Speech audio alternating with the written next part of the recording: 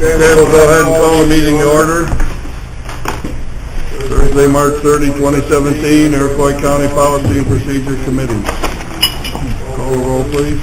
Anderson. Present. Bill. Present. Signat. Present. Sure. Present. Are there any public comments this morning?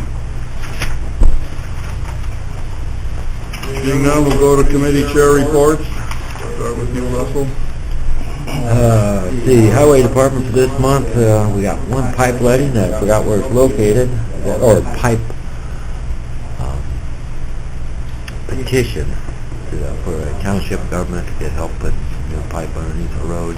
And the biggest thing, we got a striping contract bid letting. We need to get a bunch of roads restriped, and so we will take bids on next Friday for the striping contract. Other than that, just regular claims. Nothing blew up that I know of. Finance, Kyle? Pretty regular, the only resolution for the transfer money. Oh, yeah, we have to address the transfer of the funds to the revolving loan fund. There are issues with that we can't transfer that money until we have a resolution, so we'll talk about that. Modern tax? We'll be going over the department head reports, and we'll be looking at the dog license fee to see if it needs to be revised. Okay, I don't have any comments this morning. Here's the report. Eric is on vacation this week, so we don't have anything there. Don't have anything on the upgrades of the PA system in the boardroom, other than I know Eric's been working on it, and I'm not exactly sure what the progress is in that, so hopefully we'll have more information next month. We'll move on to discussion motion regarding Illinois Public Act 99-517, furnishing confidential information to local governments. Anybody has a copy of that in front of them? I spoke with Mindy and asked her if she would be kind enough to begin the discussion by telling us what her thoughts are regarding why we should do this, and if we should agree to do it, then who the personnel might be to have appointed to receive that information. I had an email discussion with the Champaign County Treasurer, and Champaign has decided to enter into the agreement also. Earlier this month, they sent their paperwork in. They felt that it was a good idea if businesses came into the county under county jurisdiction or left, they would be able to do a study to see maybe what the impact would be towards the county, and to make sure also that businesses who were doing business, that we were receiving the sales tax now. They appointed their county administrator, I believe, to be the person to receive the information. So in my eyes, it should be Anita. So that's what I can tell you. Yes, it's their county administrator. Russell, do you have some thoughts? I just Indian thought, because, yes, I believe this is something we need to do. We need to be able to have access to the information, but at the same time, there is some very touchy information that if it gets in the wrong place, it can be used totally wrong. And so the only question is, to whom do we want to have it go to? And actually my first thought was the treasurer maybe, but at the same time, looking back over history, I think it should be designated to a given area with a revisit of who we give that responsibility to. If we feel that maybe there's some changes, and, I might give it to the treasurer this much, but she might not want to run again, and she might want to retire in 6 months. And then what do you do with the new treasurer coming in that? How old do you think I am, Russell? Well, it did one. Retire with one job.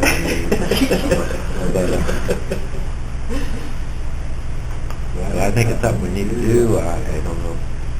I was going to you, son? Yeah, believe me. Oh, It's kind of a guideline on minimum standards.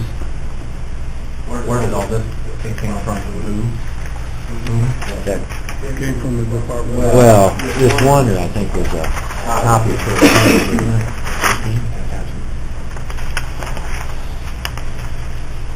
no, this is all state. Yes, the Department of This is all state. website, yes. Going by the little coding at the bottom of the page.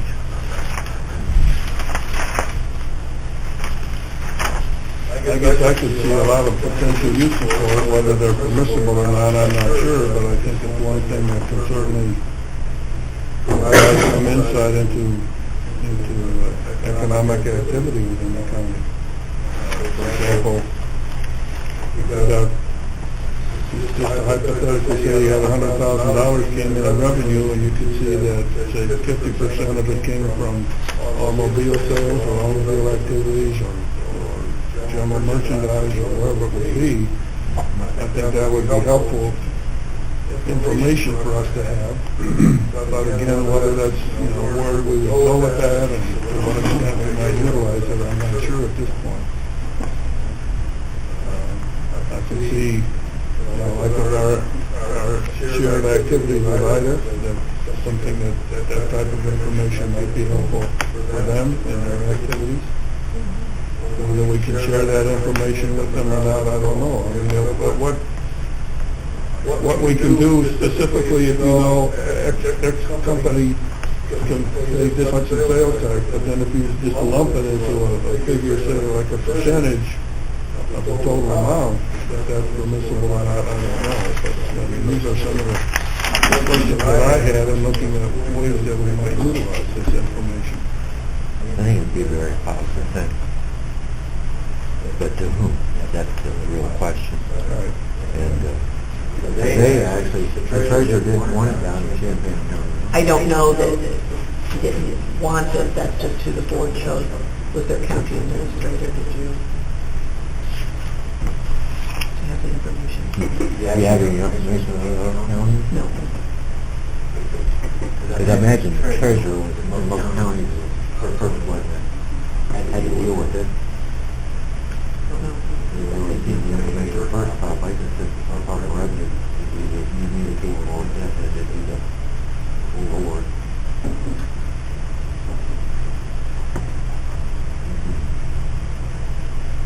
I guess part of the question would be, would you want one person or more than one person to receive that information?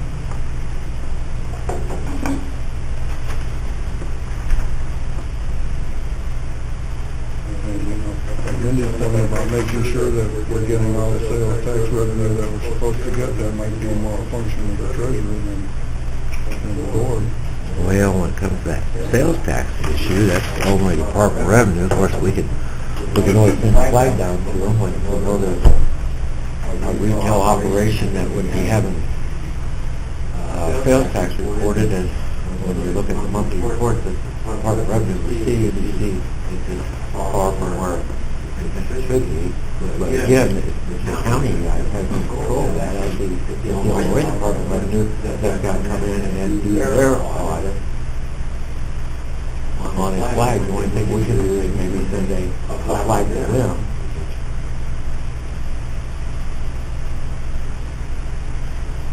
But at this point, we probably ought to just, if we don't have any suggestions in mind, I suppose we can kind of follow that one suggestion, especially if we don't have the treasurer here popping up and saying, I want the information.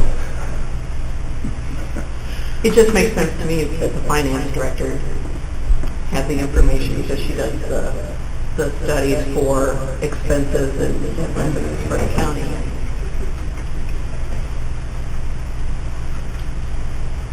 Do you have any thoughts on that, Anita? No. I mean, I don't, if you think I'm the right person, that's okay. If you want it to go to the treasurer's office, I don't have any strong feelings one way or another, other than to say that Mindy's right when it comes to analysis of our revenues and what's happening and trends. that typically comes out of my office. The big issue, I think, for both Mindy and myself has been, in the past, what makes sense when we would use it is when we get these letters that say, you know, you were overpaid, and so we're going to take $24,000 away from you over the next, you know, year. Well, when we ask the question, who or why or how did this happen? Oh, you can't know that. I don't know any instance where that's an appropriate way for any business, government or private, would accept that. If you're asking me, should we do it? Absolutely. And to me, that's the instance where it's happened 2 or 3 times in the last 2 years. One was the real big one where they didn't pay the whole state right, and then they just tell you it's millions of dollars, and they just tell you, oh, yeah, it's millions of dollars, we're going to take it back. And I'm sure that's probably where this law came out of. When you kick off the entire state and tell them, by the way, we're going to reduce your payments, we overpaid you. They kicked off the whole state that time, and it was big dollars. Now this one doesn't seem as big, although $24,000 to us is a lot of money. It was $24,000 2 years ago, and now this current one is $26,000.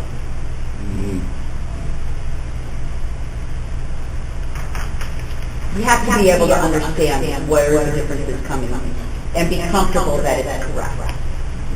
Okay, so it sounds like everybody feels like we should do this. Definitely. And I guess the question then is, as far as designating who would receive it, should that be one person or should it be more than one person? Is there any reason to have more than one person?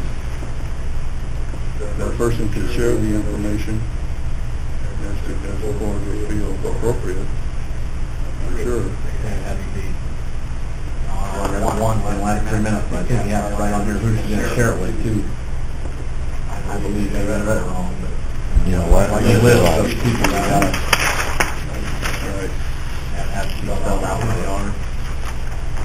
It might be simpler maintaining the privacy, maintaining the password if one person was responsible.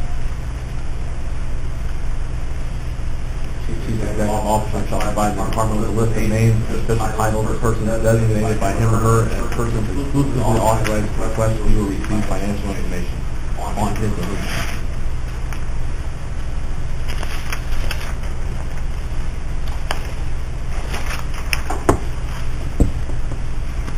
So it sounds like we should have at least more than someone else or some other people designated to share that information with.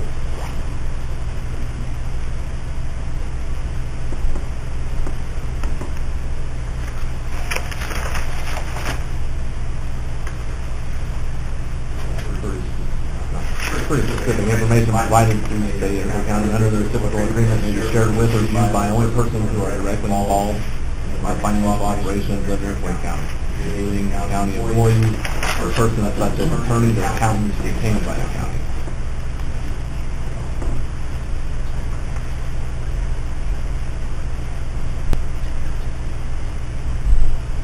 That's not going to be a very long list. We don't necessarily need all those people down in the center, should we? Is that what it's saying? Yeah, they're on the list, sent on letterhead, and shall be signed by the chief executive officer, sent to the department. Yeah.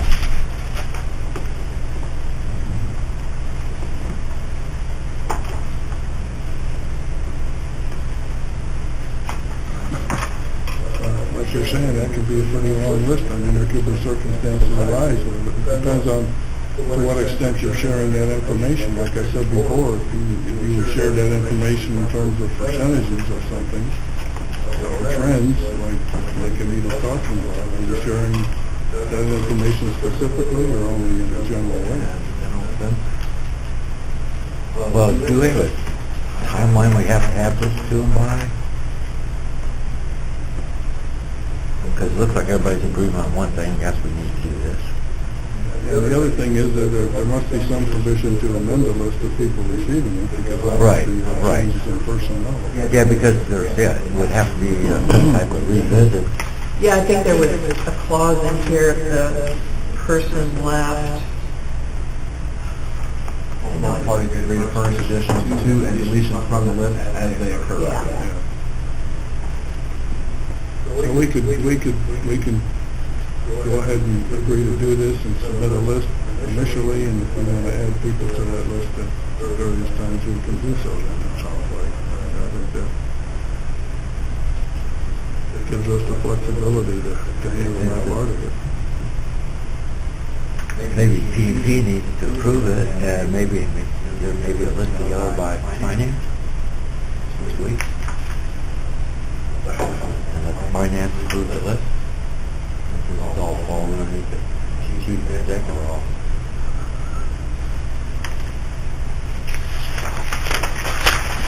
Does that make sense? That's fine, if you think however we What do you think, want to Marvin? proceed with it. What do you think, Marvin?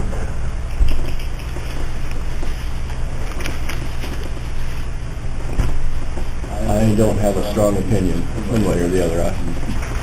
What Russ says makes sense to me. I suppose we need a, what do you think of, maybe think we can get together and do that in the finance thing? Motion on the Yeah. first. Yeah. Well, I'll move that we, that we have, I guess, that language on that thing. It's a public action, but I think if we refer Yeah. to that, that's sufficient. Yeah, let's dance with 99-517.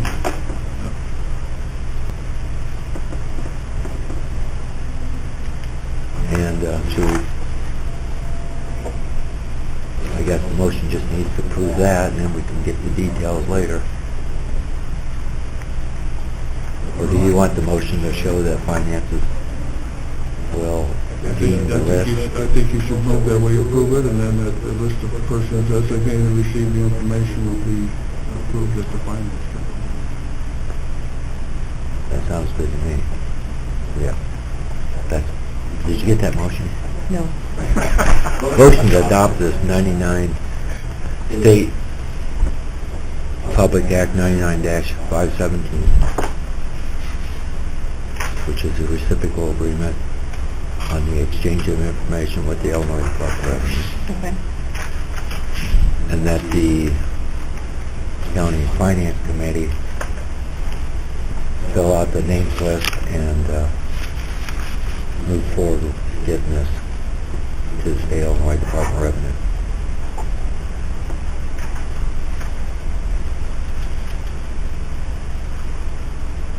Second. Okay, we have a motion and a second to approve participating in the Illinois Public Act 99-517. Is there any further discussion?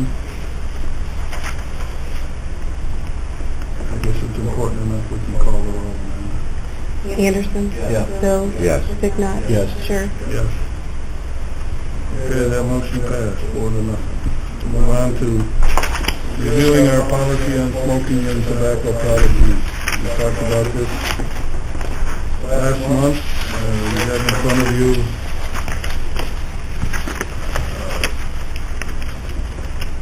our current policy on that. In addition, I've got a copy here of the statute that Mr. Bowman brought up at the last board meeting about information as to how close you can be. It basically says in section 15, smoking in public places, places of employment and governmental vehicles prohibited. No person shall smoke in a public place or in any place of employment or within 15 feet of any entrance to a public place or place of employment. And right now, I I guess our policy doesn't state that 15-foot distance that you have to be away from the entrance. So that's basically, I think, what we want to talk about today. Also, I had brought up in section 4 of our policy under procedure with the first under A, where it says a department head or supervisor will designate exterior non-smoking areas. I believe that it should be designate exterior smoking areas. I'm not going to run all around the grounds out here putting up non-smoking signs.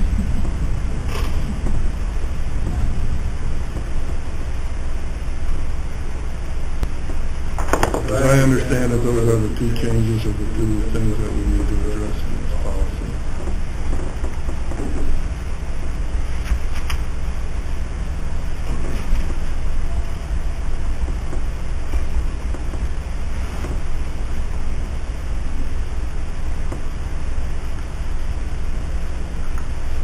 Probably incorporated the sentence. Similar to what's in the statute about being 15 feet away from any entrance. I think that probably would be sufficient to include that in section 2 in the first paragraph there. Anybody have any thoughts about this?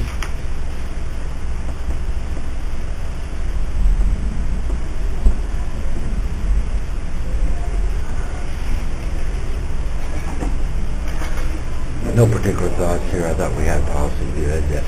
I know why it was all brought in front of us. That was some kind of, whatever. And It was decided at the last meeting to leave the policy as it is. Mr. Bowman brought this up.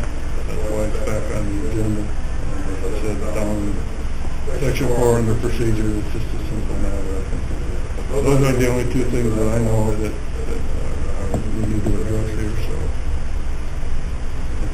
If everybody is agreeable to do that, then entertain a motion to do so.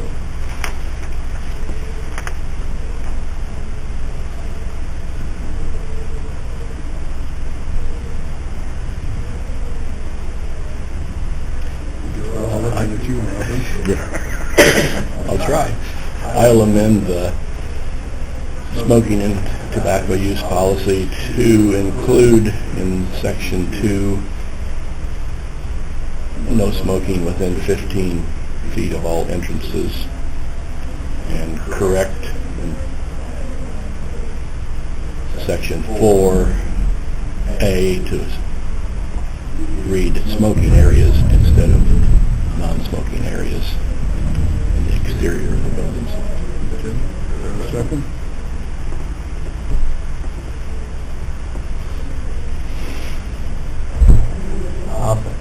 Kyle seconds it. All in favor, aye. Aye. Opposed, same sign. Motion carried.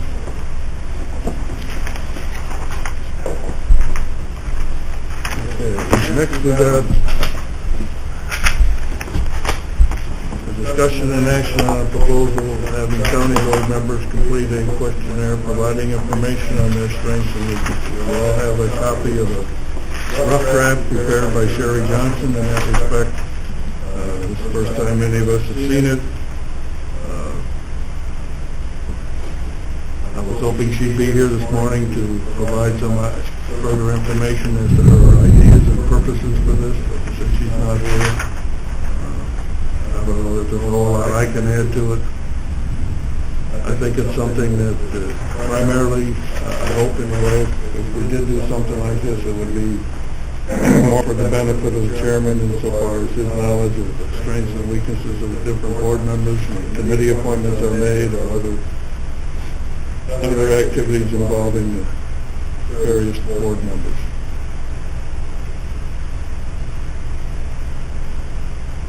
And to that extent, the only comment that I would make about it is that if this is something that we want to do, Mr. Chairman, I think I would be wanting to include something in this as to a person's education and also their work experience, because I think both of those are things that can certainly provide a chairman or for anybody with a lot of information about a person's qualifications and abilities.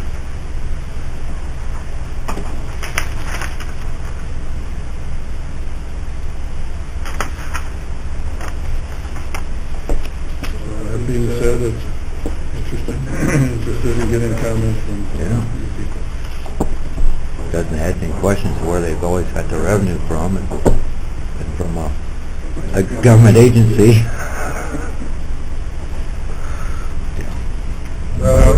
There's, like I said, there's some things in here that we may find useful and helpful, or maybe some things in here that Looks like somebody working on for a campaign.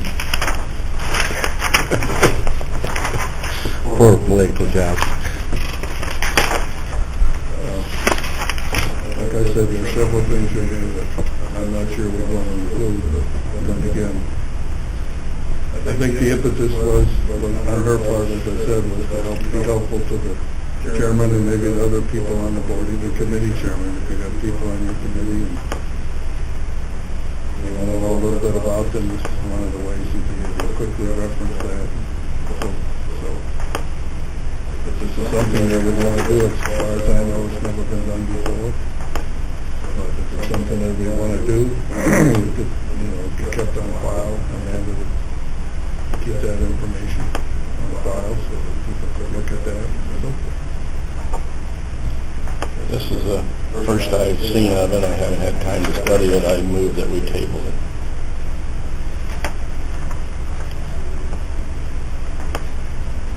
Second?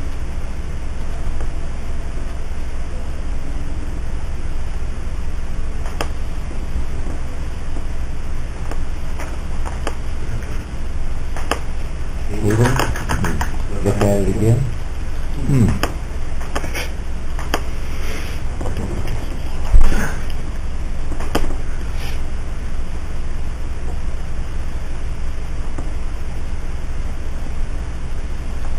I guess, in the lack of a second, that motion dies. Is there any further discussion about this?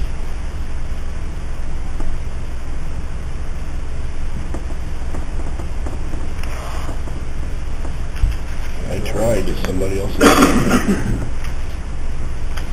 Required to have any action. Yeah. Are you gonna bring a copy of it to the full board? We can, if that's what you'd like to do. I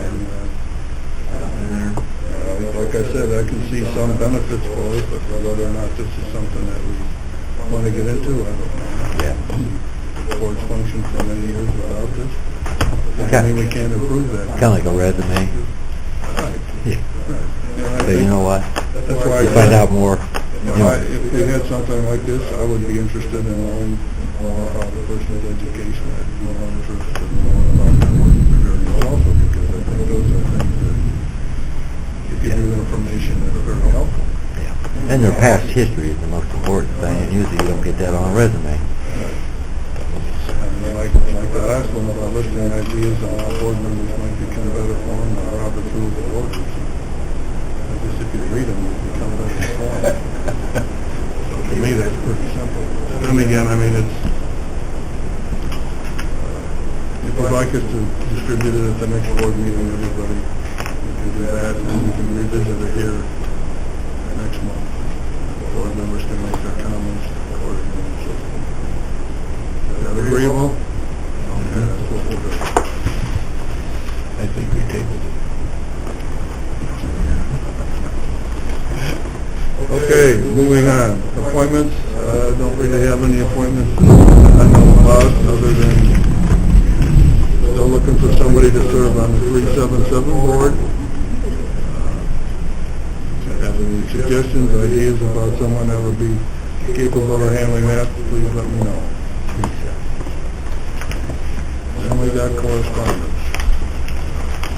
Stuff here. Email it to everybody. You didn't email it to everybody. Correspondence?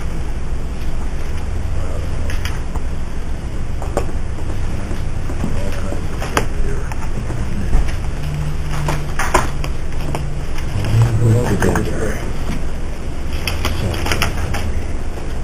already out of date.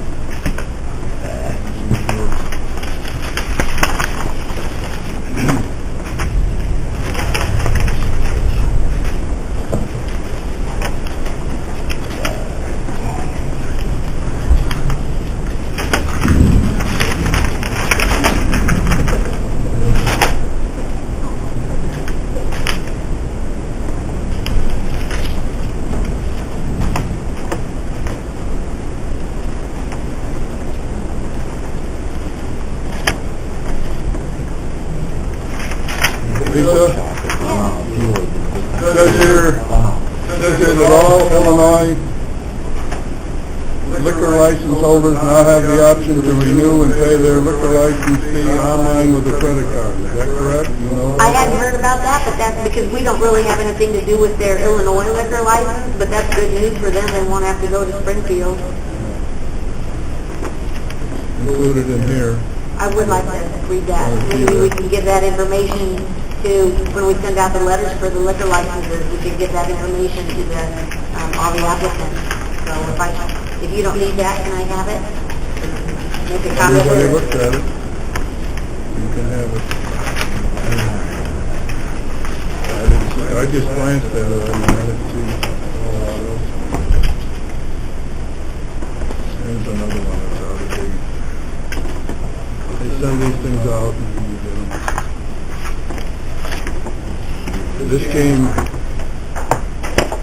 This came in the mail about drug use. I believe there's going to be some people coming to the judicial committee next week to talk about drug use in the county. I don't know if that ties in with it or not, but it's something to take a look at.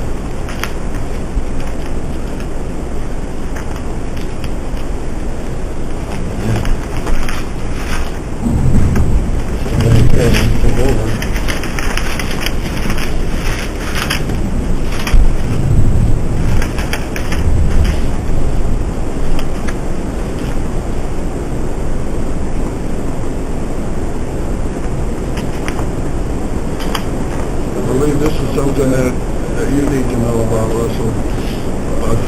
This is a transferring of that jurisdiction on up in Ashburn on that road.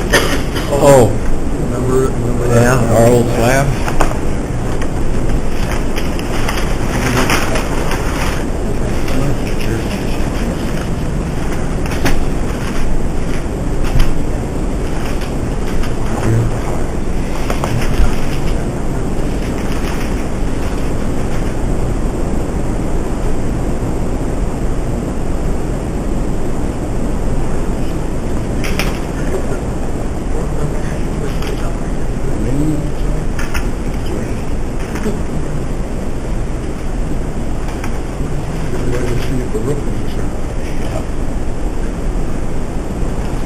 Yeah, what's happening all day.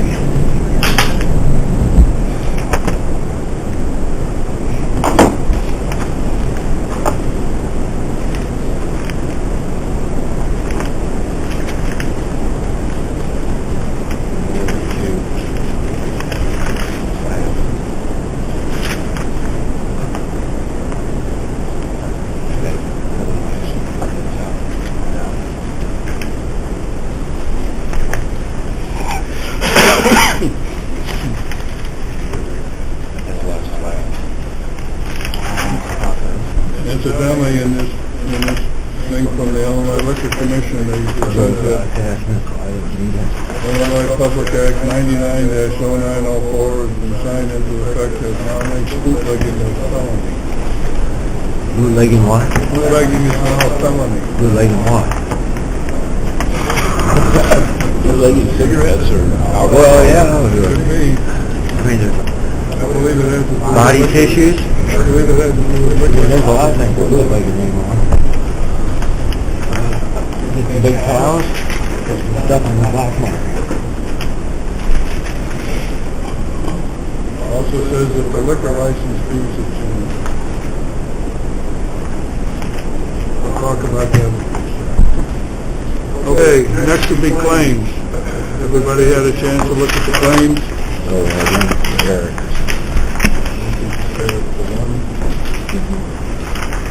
And the question on the claims? If not, entertain a motion to approve. So-called motion to approve the $44.41 in claims. Second. I'll second. Robin seconds. Call the All. roll, please. Anderson? Bill? Yeah. Signot? Yes. Sure. Yes. Is there any old business this morning? Old business. What in old business last month we had a correspondence from the state talking about their 200th birthday coming up.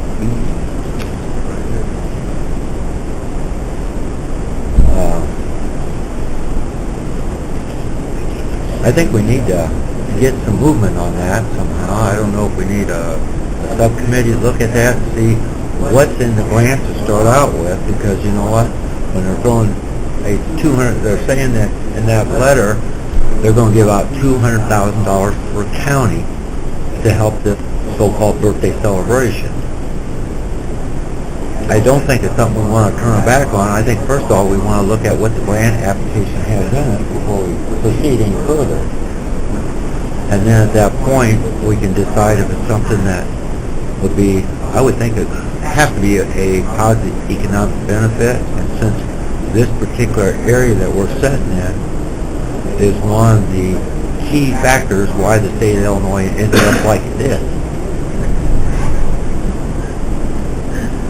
The key statesman in the state of Illinois originally lived right here. And so, no, that was so springs later.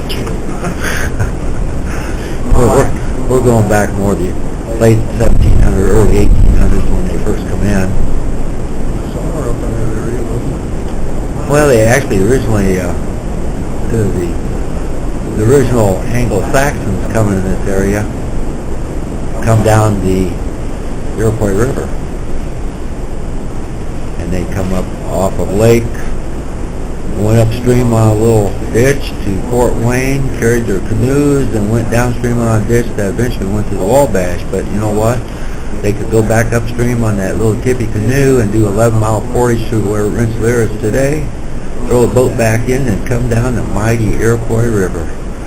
And when they got down this way, they found a lot of places they could get fur and trade fur, and that's where, and transportation, the waterways was all about. And so there's a lot of original Illinois history sitting right here. Like say the statesman, this Gordon Hubbard guy or whatever, who works the New York Fur Company, is the guy that set up originally at Iroquois or Buncombe, moved downstream, got on the mouth here of the Iroquois Shirt Creek connection, and that was the major trading post. You know, he kept us scout. We got together with the local chief here and hooked up with his daughter, and that's why we got the Watsika name here. Before he worked to get this county organized, which originally Iroquois County took in Kankakee County. It was a big county. It got cut back later. And this Hubbard guy was all instrumental in making things happen before he moved to Chicago and made great things happen for the city of Chicago. But Illinois history really starts in this area and Galena, up in the Northwest Territories. I'm impressed, Russell. You're a veritable fountain of knowledge. You are. Russell was here when all that happened. Well, there's a lot of history that's wrote in books, and then there's a lot of history that's laid on the street. When you put the two and two together, it gets a real story. I think the best way we should proceed in it is to have Amanda get the information about the grant and all the paperwork and so forth. Then we can decide whether we want to have an ad hoc committee review that or if we want to handle it here at the P&T. I think that's something to definitely make a priority to have done it by our next P&T meeting, and we'll have a rest of the issue. Tourism is a great thing for the state, and this is just part of a tourism type of thing. And tourism is great economic things where people come from outside the area, they leave their wallet, and then leave town. I think that if we could get tourism going in this county, that'd be great. We'll all benefit from that. With definitely put that on the agenda next month, and we'll definitely make a priority to have the information available at that time. Review that, because I agree 100%, definitely.